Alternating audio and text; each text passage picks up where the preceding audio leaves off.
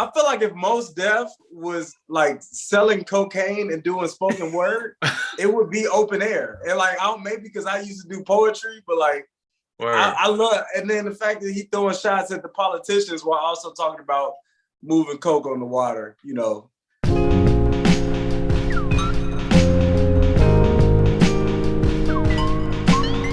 Yo, welcome to BEERZ BARZ.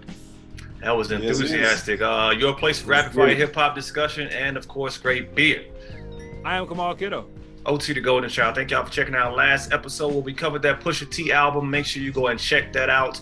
If this is your first time listening to the podcast, make sure you go ahead and hit subscribe wherever you are listening at, whether it be Google, Apple Podcasts, or whether you're watching us on YouTube right now. Thank you to the longtime subscribers who've been checking us out for a long time. Continue to rock with us. We appreciate you guys. If you're watching, you see a lot of faces on the screen right now. Yes. Come on, who do we have here today? What's going on? We having us a little Zoom party tonight, man. You know what I'm saying? we got the good people of Turner Haus Brewery tonight. Right. We got I don't know exactly where these people are for you all, but we got Blair and Nate Aikens. We got Steve Turner. We got Ryan Turner. They are all they all make up different branches of Turner Haus Brewery. We're going to talk to them a little bit about their journey, what they got going on, how they started, all that good stuff. And we're going to talk a little bit of rap. Let's get it. Oh, man. I believe we're going to talk a little bit about rap and music in general. Okay. Nothing crazy. We won't know, just some light stuff. Yeah. But before we get into that, what are we drinking, everyone? What are we drinking?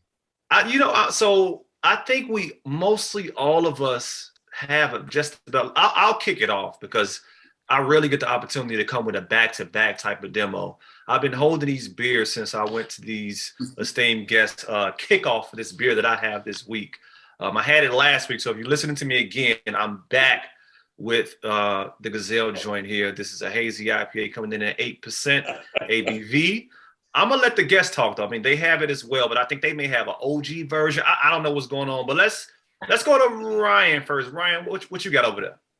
Oh, man, it's the same thing, just 9 a can in the bottle, the Gazelle. Gotcha.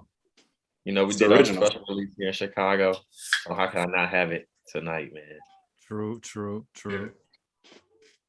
Steve, what you got, man? Steve, what you got? Man, I'm repping the same thing. Now, this is an older bottle, but it's the can version of it, actually. So when you have your own brewery, you have perks like having a tap system in your backyard. So I just poured it right on my own tap. Bam, Gazelle, we're ready. Nice. That was a flex. Let's go. It was a little bit of a flex. It was. You know, it ain't hip hop if you ain't flexing a little bit, right? True. True. Blair, what you got? Yeah, keeping the same train going. I also have the Gazelle tonight. And so now we getting down to non-Turner Haus. I knew go shout out the Gazelle. We had a dope brew day yesterday with the good guys at Black Horizon. So shout out to Kev, Alex, Charles. So I'm drinking their double IPA chicken fried pump. They say it's 10%. Man, it drinks like a 5. So yeah, I got a big boy. We're gonna drink this. And then next, I'm moving to the homies at Funkytown. They just dropped the Gym Shoe Weather, the Belgian Pale Ale, 5.2%. So just wanted to shout out some of our favorite black brewers while we on here today. So that is very fly. I grabbed a beer out of this joint that was cold. You know what I'm saying? Yeah. I'm actually having Sunrise over Northerly Island. This is Hot Butcher situation. Chicagoland area, right, OT? I think they brew out of Darien. I'm a Western suburban kid, so yeah, out this way. So yeah, Chicagoland area. Yeah, Chicagoland area. Close enough. Right. Yeah. Pacific Sunrise Hop India Pale Ale. This is 6.25%. So this they got it all the way down to the 0.25. Yeah, right. Shout out to look. them. I like the fact that you said that. I actually want to go ahead and get right into it. The fact that you even mentioned the 0.25, y'all know a lot about beer. You all tell us. I know a little bit about how you started. But there are people that are listening and watching that have no idea who you are, what you have done. Who can tell us the beginnings of Turner Haus? How did it? Why a brewery? I've heard many times it is not wise to start a brewery. I've heard that. We've had people come on the show and said it's not a good fiscal investment. Why start a brewery? So I'll start on that, and then I'll pivot to Blair, because the whole conception of Turner Haus Brew started with myself and Blair. So I received a home brewer kit about, I'm going to age myself right now, but that was probably damn near 10 years ago, 9 or 10 years ago. And I was super excited about it. I was at that point a very serious beer enthusiast like yourselves. And it came along with a book.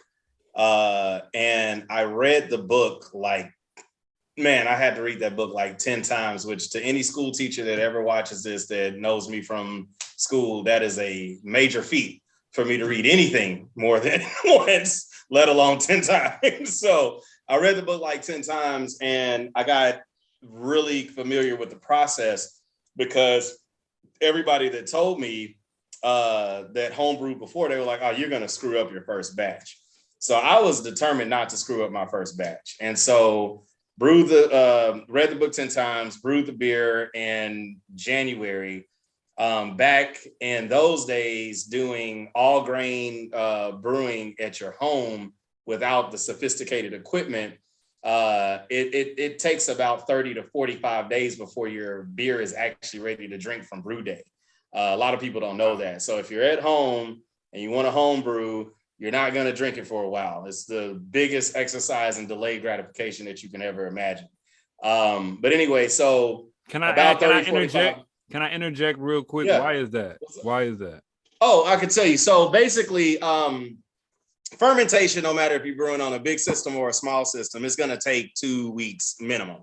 Now, if you're using fancy yeast like Omega yeast or some of those guys, what's the other guys? Oh shoot, I'm losing the name of the other folks right now. But if you're using liquid yeast or a fancy yeast, you might be able to cut it down to a week and a half, but it's going to at least take you 2 weeks off of the gate on that.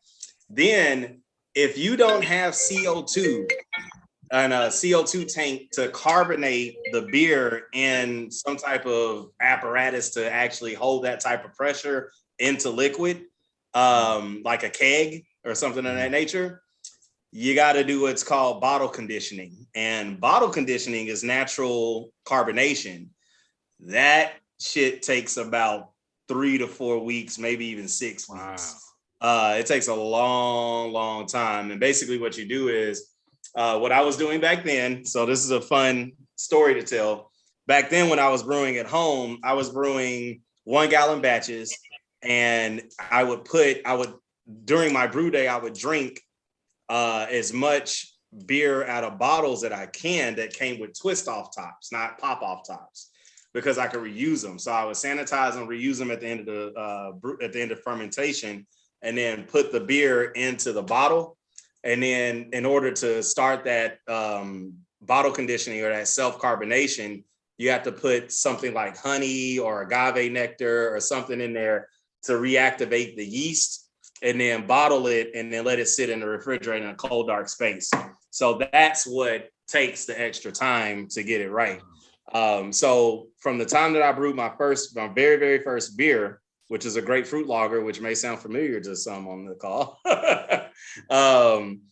I finished that grapefruit lager, and unfortunately, the day that it was finished was Super Bowl Sunday, And it was also the day that our grandmother passed away, me and Blair's grandmother, me, Blair, and Ryan's grandmother. So I packed all the beer up, took it to Chicago, and Blair, I'll let you take the story on from there. Yeah, so Steve came to Chicago because that's where the funeral was up here. And so after the funeral, we had, after the repast came together at my parents' house. We were talking, we were trying the beer. It was the first time everyone got to try it, and it was really good.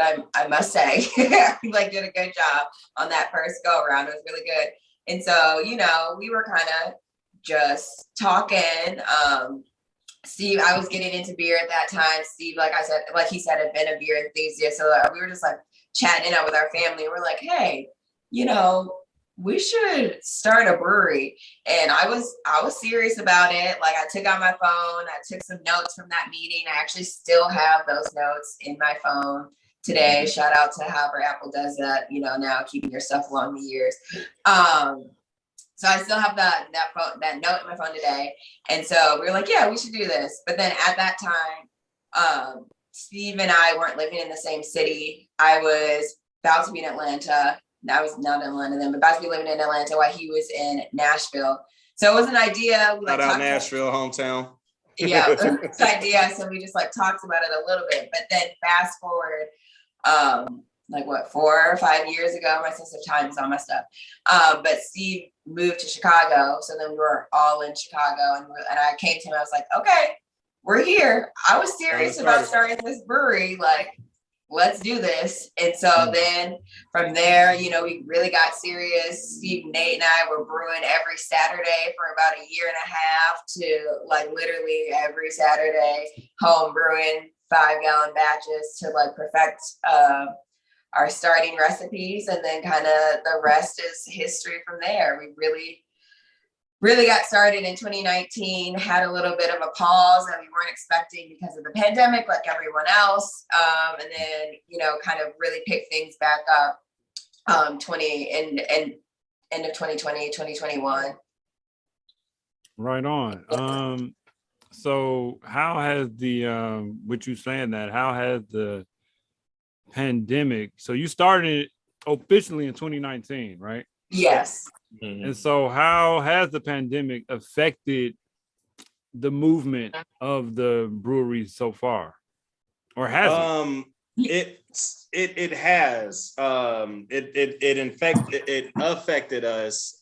Infected. Oh God. Infected. Well, no, and that's what happens to beer if it goes bad.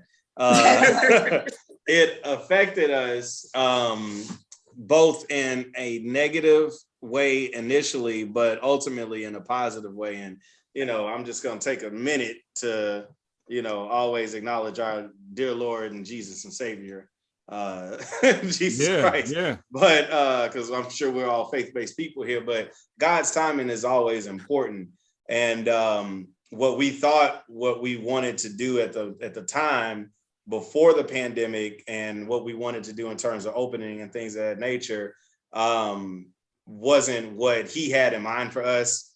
And ultimately that pause that we took sent us in a totally different direction that we never would have ever seen for ourselves, to the extent that what we had envisioned for ourselves in 2019 versus what we see for ourselves in 2022 are two totally different things. We're still moving forward with the same plans that we had, which is soon to be opening up our tap room over on 47th at Sip and Savor in the Rosenwall. Our production facility will also be there. We have a signed letter of intent for that space next door to where Sip and Savor is to produce there. But that would not have happened, I can tell you, without the pause that we had from the pandemic. But in particular, some of the collaborations that we have done that are huge for us, which is what we're looking at right now, the Gazelle that some of us are drinking here. That would not have happened had the pandemic not taken place. And so it gave us an opportunity to be creative and to think outside of the box of what we even saw for ourselves, and now has us on a trajectory that is greater than what we even had imagined in 2019. That's that's very, very positive, and I hope that other entrepreneurs can pull something from that. That's important. God's timing, man. That's real. That's real. It is real. Hey, listen, I could not acknowledge it when I saw the opportunity. Because that's what it was, 100%. It's funny because we knew and through Oscar, we were invited to like one of those early one of those like early sessions at the crib. Right, but we couldn't make it for some reason. I was working 2 jobs at that time. It was crazy.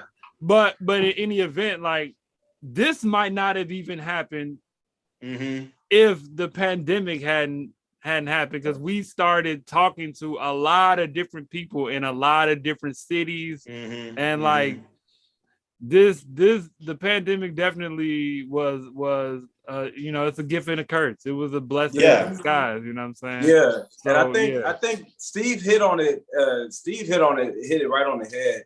Just the collaboration based model. We've, like he said, with Tennessee Brew Works, we've collaborated with Lulu. You all have been there for the Chicago in Common with the rest of the Black owned brewers, and Haymarket. I guess I had to do that. Even with Uncle Nearest, us being the first brewery to, have beer in Uncle Nearest barrels. So, like, I think the pandemic really helped us even grow social media wise, people knowing who we are just by kind of sharing networks with those that we kind of shared vision and product with.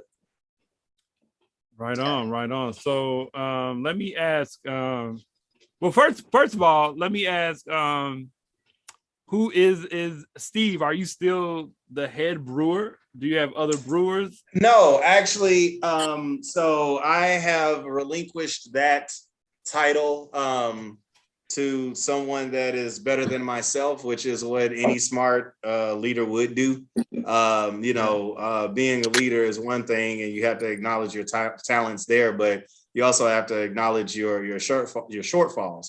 And one of the things from an entrepreneur and business perspective that I quickly realized is that I can't play both roles. I can't play brewer and play CEO of Turner Haus Brewery and move the company forward. And so fate would have it that we had the good fortune of really connecting, meeting, and bonding with Jason over at Jason James, who is the head brewer at Lulu.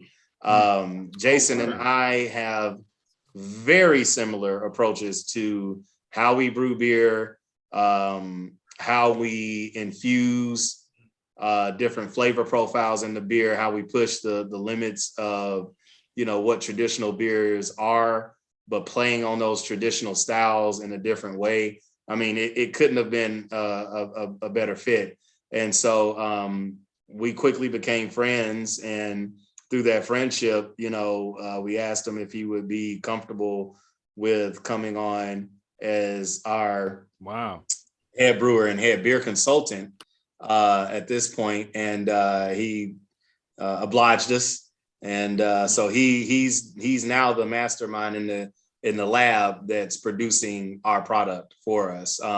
It's our core recipes that we perfected, but he's now tweaking them and taking them up to another notch that, to be honest, I've been floored by. Like, one thing that I was on another podcast out of Nashville, drinking partners, I think is what they call themselves in Nashville. But I've heard. We heard of that. And one of the guys there, I think isn't that another podcast name? I feel like I've heard that name before. Possibly. Yeah. Anywho, I think their name is Drinking Partners, but Partners. And when we did the Gazelle release in Nashville, we did a live podcast stream from the actual release. And one of the guys on there is aspiring to be a brewer himself. And he has all these, recipes that he's been working on. And one thing that I want to shout out Jason on is, for any brewers that are looking to get into this business, it's it's a scary moment when you scale up from 1 gallon to 5 gallons to 1 barrel to 3 barrels to whatever you do. It's scary, and it makes you have to retool everything that you thought from the last batch that you made. Jason has that type of experience and expertise to be able to scale the product up to where we don't lose an ounce of quality in what we produce. In fact, he even scales it up to the extent to where it elevates it to even better than what we even thought. So couldn't be more happy to have him as a part of the team. He's fantastic, and I hope he sees this. Jason is the Willy Wonka of beer, and I would not be told. You always say that.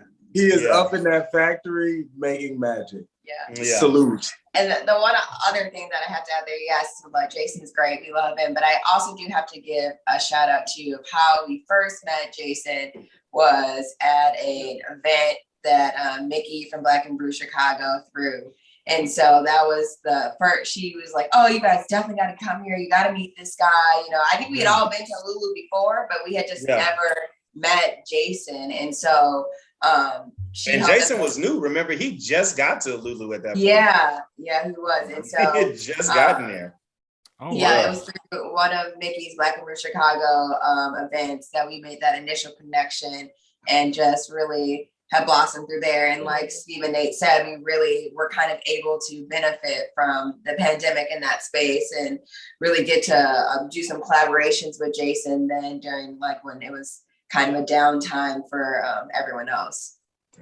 Right. Shout out to Mickey. Mickey is the GOAT. Yes. Shout out. Yes. For network. Shout out Mickey. Yes. Positive spirit too. To that end, can we talk about some of the range of the current range of beers you all have right now that Jason is cooking up, or some of the beer that you all may have started with? Blair, you want to take some of that? Yeah, I can. So first, I just want to point out, I know y'all know this, but everyone else might know. So we name all of our beers after matriarchs in our family. And we really, not only do we name the beers after them, they're also the inspiration when creating a recipe. And so we really put a lot of thought and honor into our recipe making and flavor profiles.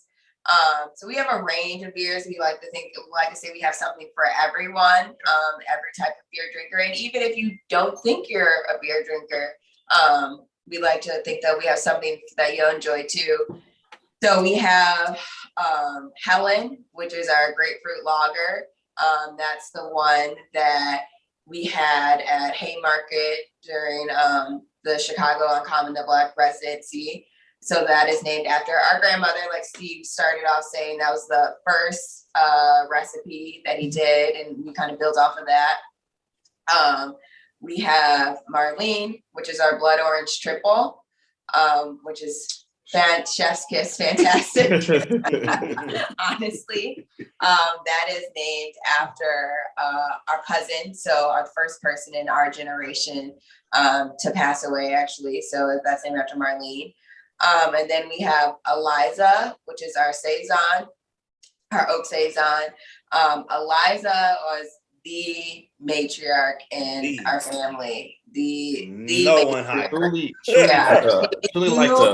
like the godmother. Like she called you, you have to answer. You know. If we were at a family function and she said, "Come here," you better hurry up over there. You know. So, she was the top chief. Yeah, running everything by her for sure. So she passed away a few years ago. So that's Eliza. And then we have Lola, which is Steve's on. I'll pass it over to him to talk about Lola.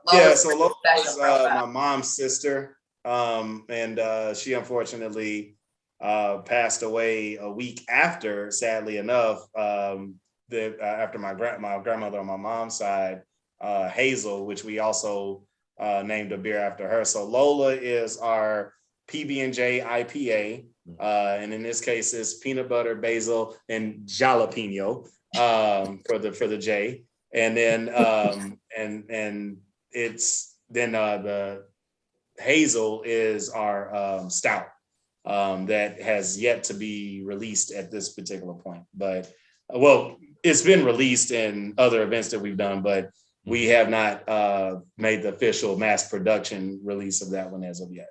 Mm-hmm. But those are our 5 mainstays. So for our tap room concept, when we officially open our doors, which will hopefully, if anybody from the City of Chicago's zoning and licensing board is watching this, we sure hope you give us those papers by the end of May and June. But they are sitting on their desk right now. Talked to our attorney on last Friday, and we're just waiting for them to give us the green light. But when we open, those 5 beers will always be on tap, the ones that we just named. And then we'll do 10 other beers that will be rotating, some seasonal, some are just experimental. And so that's the concept of what you will get from Turner Haus Brewery's tap room. I look. Yeah. I mean, y'all can move in. It's cool. You know what it is, man. So, a lot of times with the podcast.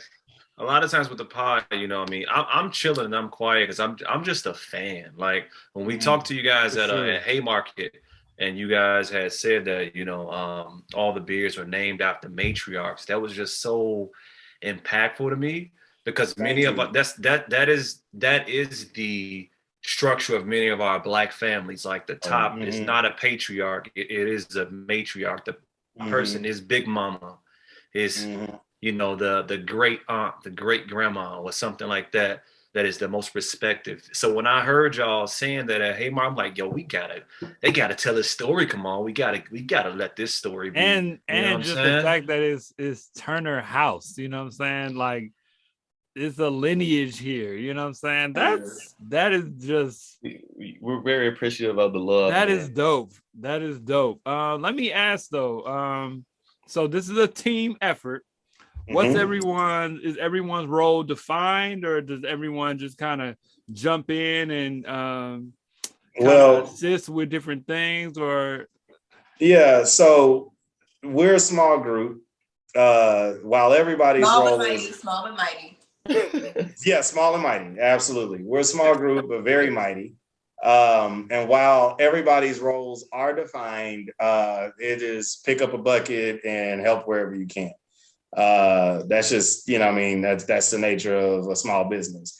So I pretty much focus on the business aspects of everything, in terms of like what we're doing, the financial pieces of it. I'm spearheading all of the, you know, getting ourselves open, the licensing, the leasing, all that stuff, the contracts that we make with breweries and other, you know, collaborations and things of that nature. That's my focus.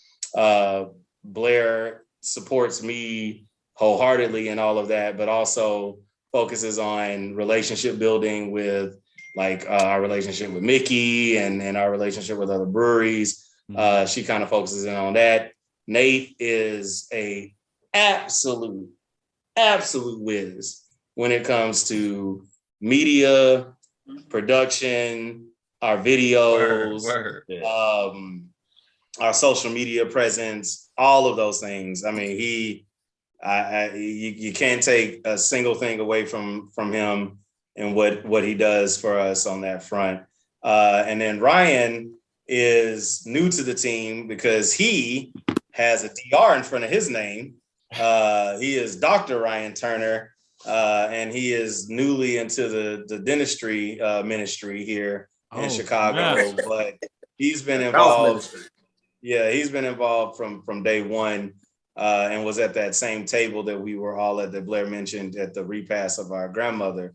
But he's been helping out with everything from pouring beer to moving kegs around to just kind of learning the ropes now that he's back in Chicago after graduating not even a year ago yet from dental school.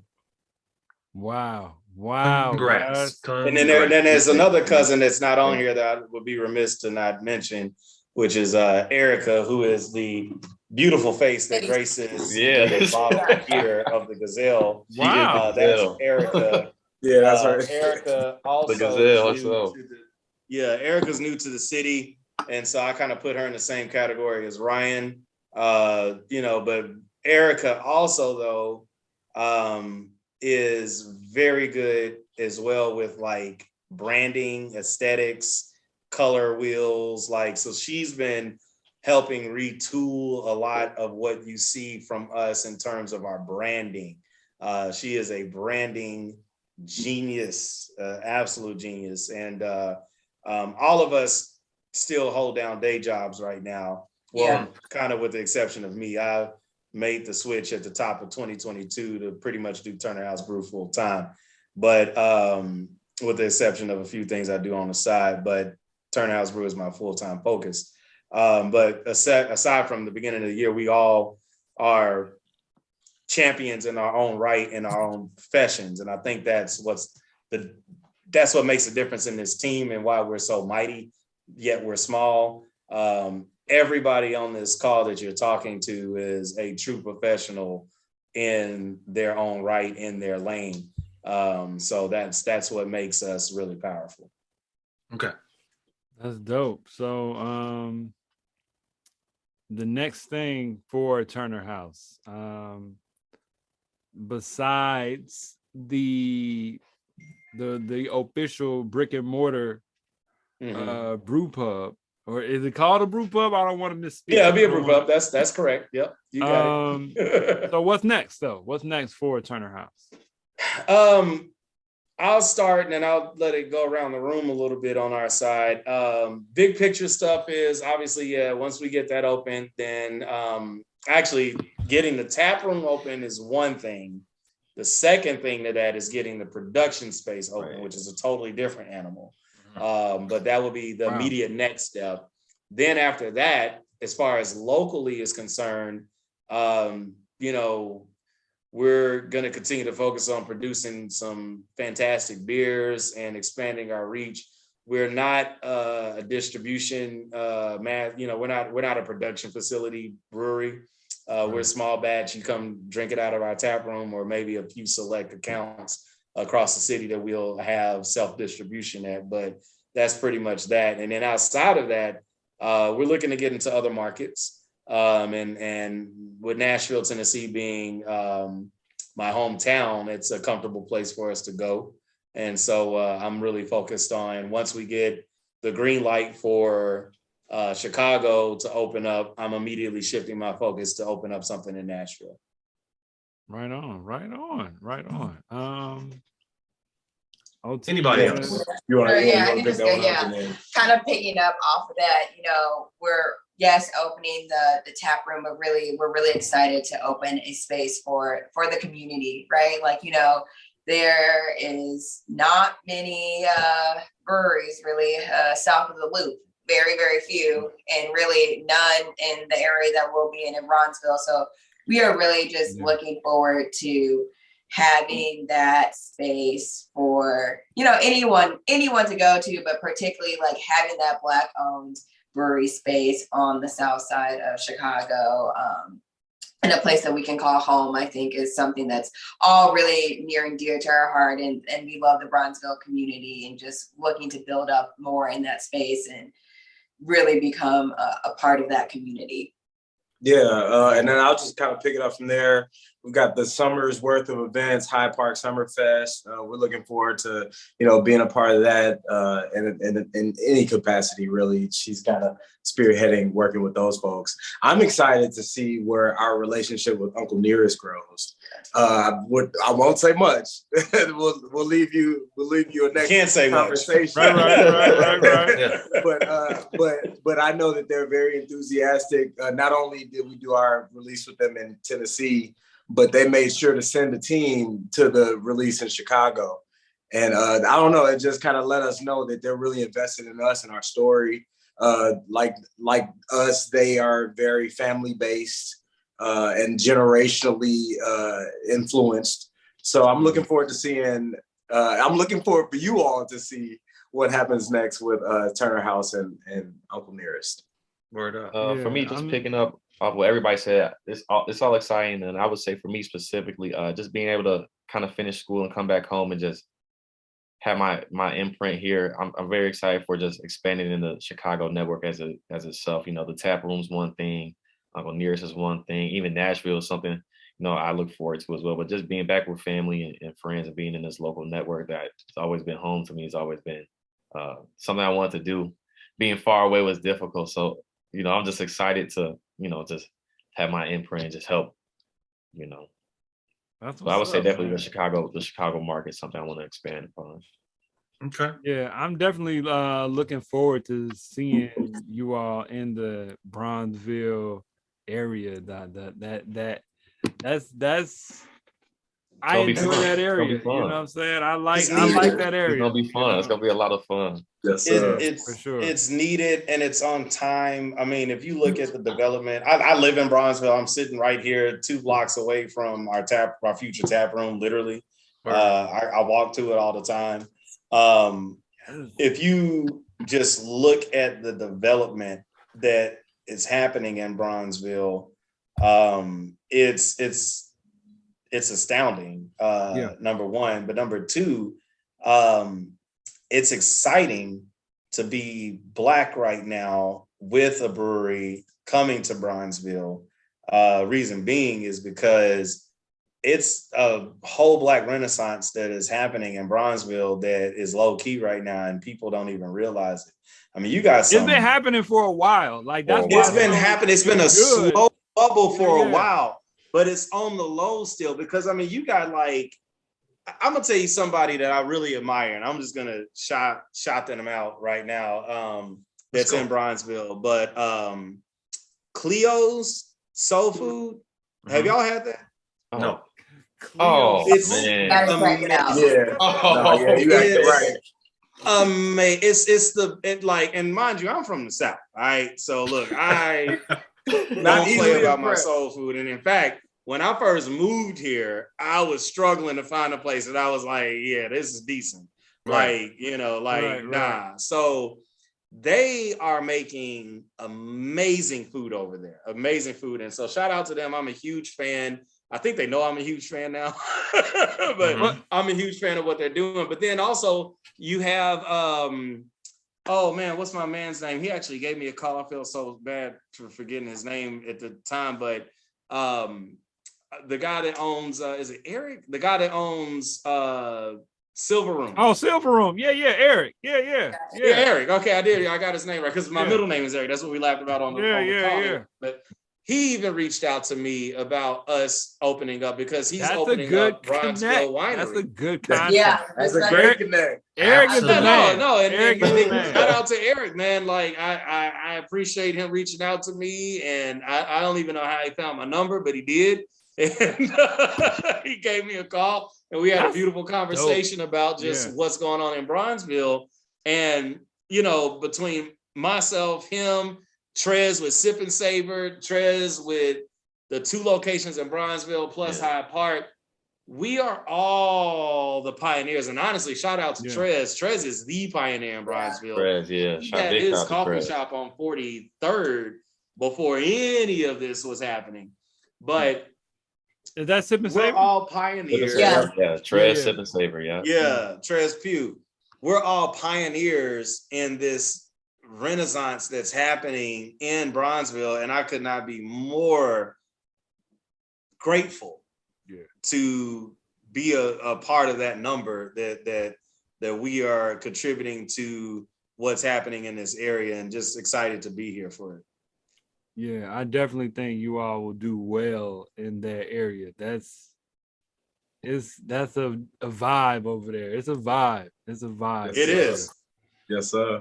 I love driving around here, just seeing everything popping up. It's beautiful. Especially in the summertime. The summer, you're not far from the lake. You know we can taste it.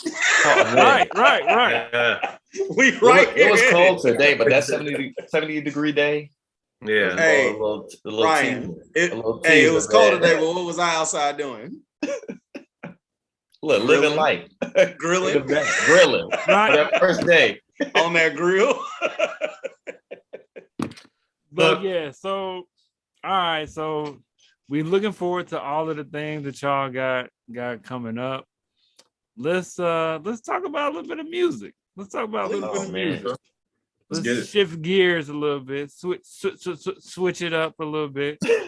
OT, what you want to get into, man? Yeah, man. I look. While I was at the event out south, and when I was talking to Nate real quick, he was like, "Man, I got to come on there and talk about some music." So I can't leave without posing just a quick lightning round. I'm gonna just go around the table. We simple question, simple answer. All right. Your favorite rapper of all time is whoever wants to go first. It's a tough question. Can you repeat the question, man? No, it's not.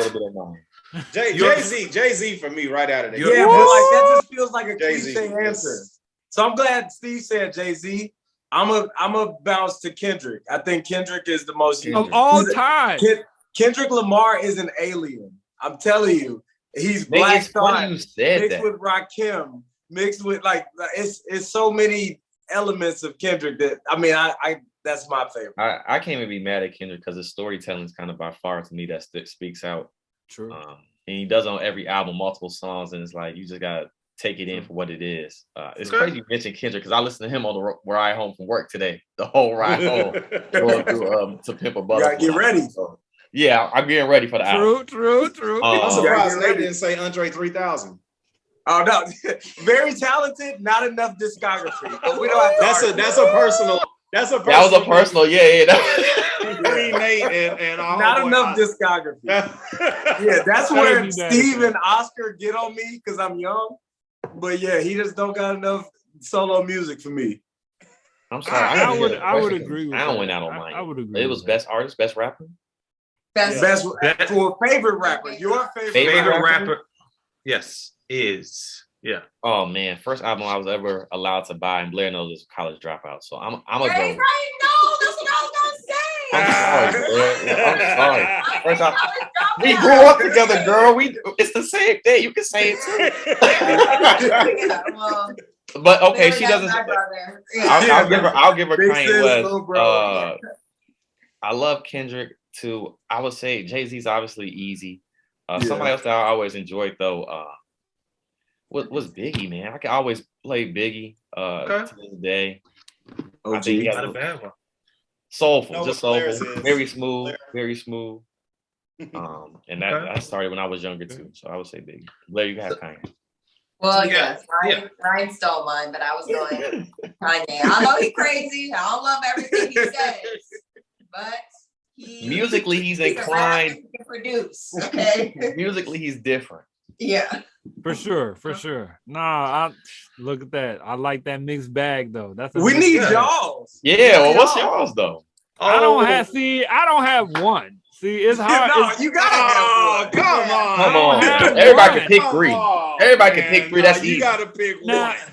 One is hard. See, that's what I'm saying. That's why I even started on this. One is hard because I like different artists for different reasons. Like top two artists of all time. God. Y'all asked the question. Yeah. I haven't. I don't know. Your question. I don't know what he's doing. I think because of longevity, for me, is Jay-Z undoubtedly. Yeah, and that's why I picked Jay-Z as well. Longevity, evolving over the years, like how many decades he's like been consistent, is undoubtedly like this man is like next level. And just to go, I know you guys honorable mention would be Kanye as an honorable mention. These are all good answers. He's transitioned and you can hear Jay-Z still doing it. With that last he just came out with a dope ass verse on Push's album. That verse with Push, exactly. It was strong. I know Kamal didn't like it. Hov got good verses in 2022, bro. Yeah, it's strong, man. And he's sitting courtside on the playoff games dropping these. Wait. Just listen to this for a second. That means a little nigga that was born in 2000 is listening to him as a 22-year-old like, man, that guy got bars. That's true. Who can say that? That's true. All right, come on. We need one of your picks, man. At least one. 2 artists. He said Kanye. Give us one, but you could give us 2. Look, man. So wow. He said, "Look, man." All right. I'll make it simple for you. I'll make it simple for you. One artist. You can only listen to one artist for the rest of your life. Who would you choose? That's a good one. I'm gonna keep it real, man. If I can only listen to one artist for the rest of my life. Enough to keep you decent for the rest of your life. He throwing the radio out the window. Just one. Look, he's stuck in the mud. He's stuck in the mud. To be perfectly honest, it might have to be something from Wu-Tang, man. It might have to be like. All right. Okay. That's how you feel. Let me ask you. Can I ask y'all a question? I've been dying to ask. Since you brought up Wu-Tang.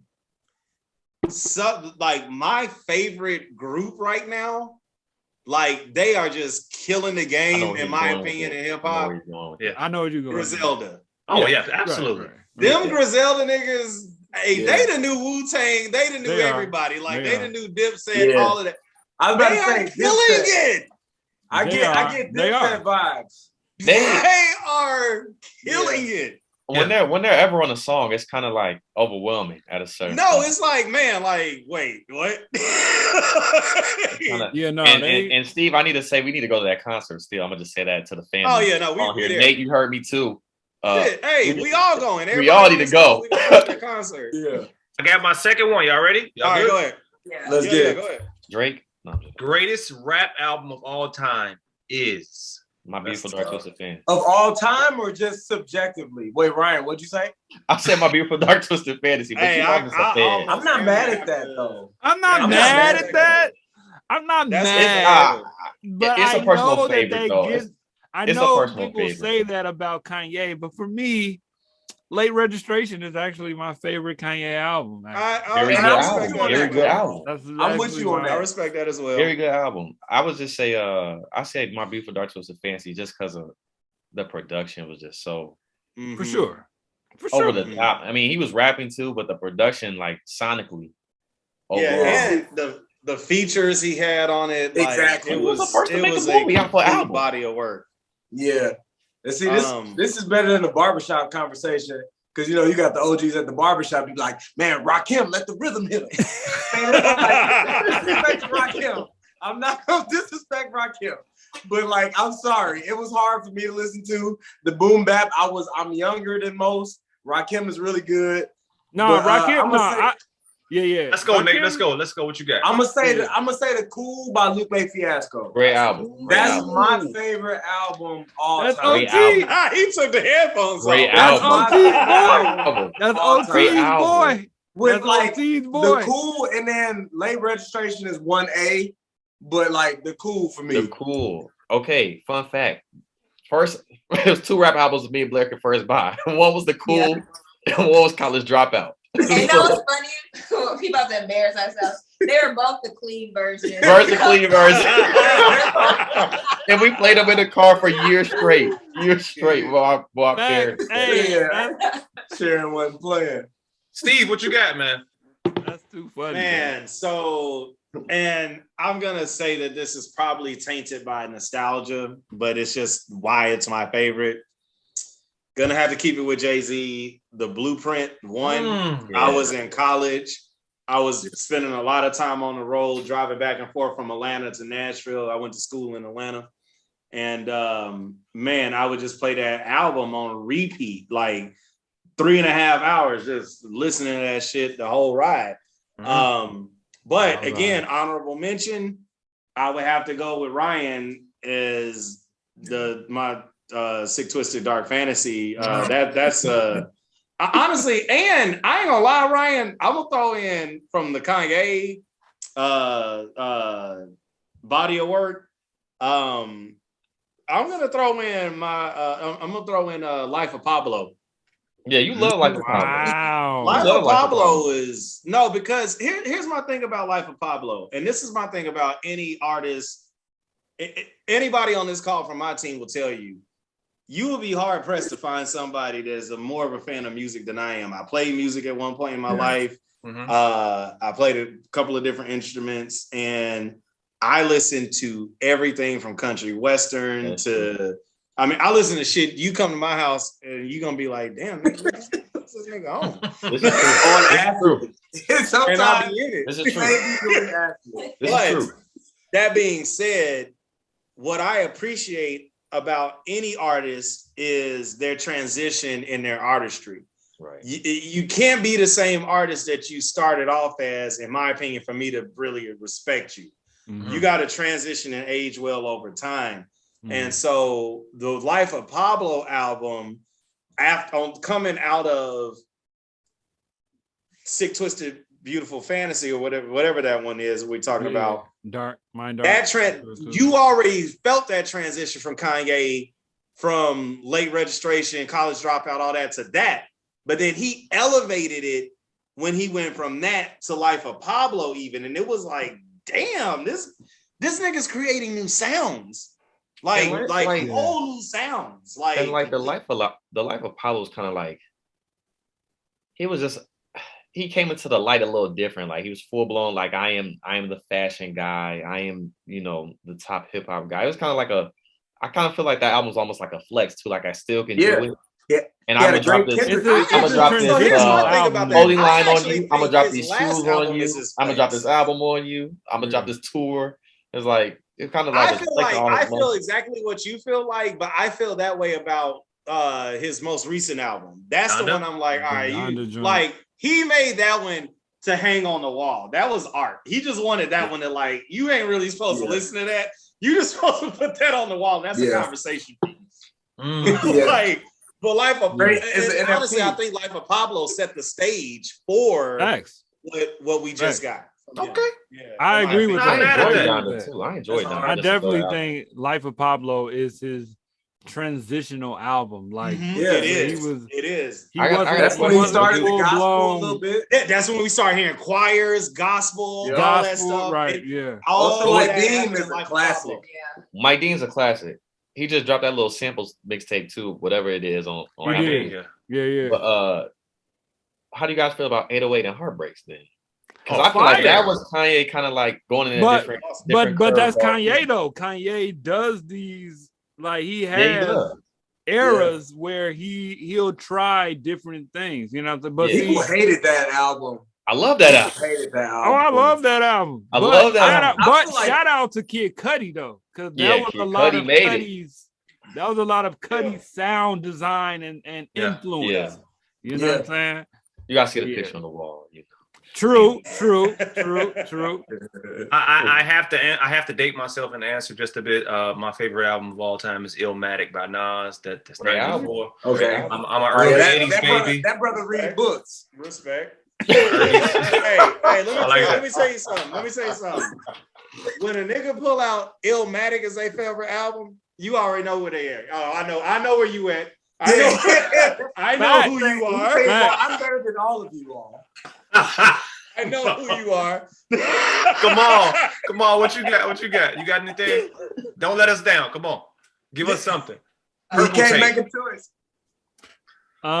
See, man, it'd be hard for me to pick one. Oh man, how you gonna ask him and not have him, man? How you gonna ask him and not have him? It's hard to pick one. I like so many different artists. I'll even go to 3. I'll go to 3. If I'm gonna say 2, I would probably say Iron Man, Ghostface Killer, Iron Man. Okay. I could throw that on at any time, man. Okay. I could come in at any point. It's good all the time. Another album that I go to, like I got a lot of go-to albums. Yeah, best of all time. Don't let it. Don't be stressed. It's okay. I know. I be stressing. I stress over these types of questions because I feel like it's like in the history books. Kamal said this, but like definitely Iron Man. I like Operation Doomsday by MF Doom. Okay. MF Doom. R.I.P. R.I.P. man. Black Thought. I mean, not Black Thought, but the Black Star album is up there for me. Okay. Yeah. Great album. I'll go with those for now. You digging in the crate. He digging. You in here like you know what I'm saying? But that's what I can think of. Like, if I could throw any of those on and just like let it play, you know what I'm saying? That's those type of albums too. And I'm always entertained. Like I'm always entertained by an artist like Ghostface or MF Doom. Like they're always entertaining for me too. Yeah. You know what I'm saying? Like I could have said Missy's Miss E album, you know what I'm saying? That joint is hard. You're sick for that. You know what I'm saying? Like, but it's so many different flavors of out. Like it's hard to pick. That's real. It's hard to put it down. I'm surprised nobody said. I think, like Steve said, it's just based on nostalgia. Like The Cool was the first album I had in my first whip, and then like even like going back to it, like. If you listen to Streets on Fire, he's talking about COVID.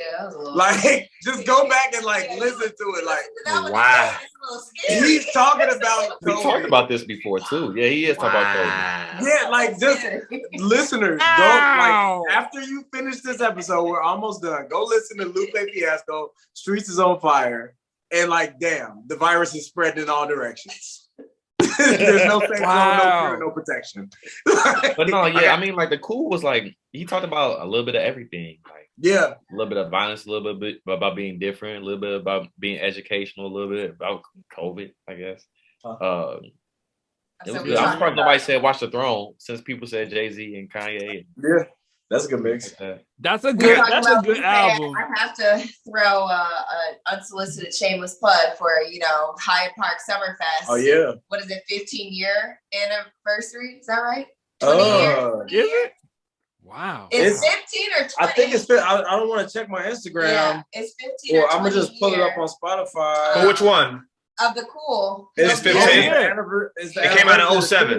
It was 07. Oh, he got on the top of the head. Yeah. I'm a Fanny fan. Okay. Oh, yeah. I'm a Fanny fan. So absolutely, yeah. The Cool is one of my joints, man. One last joint before we get y'all out here, man. It's Brew Day.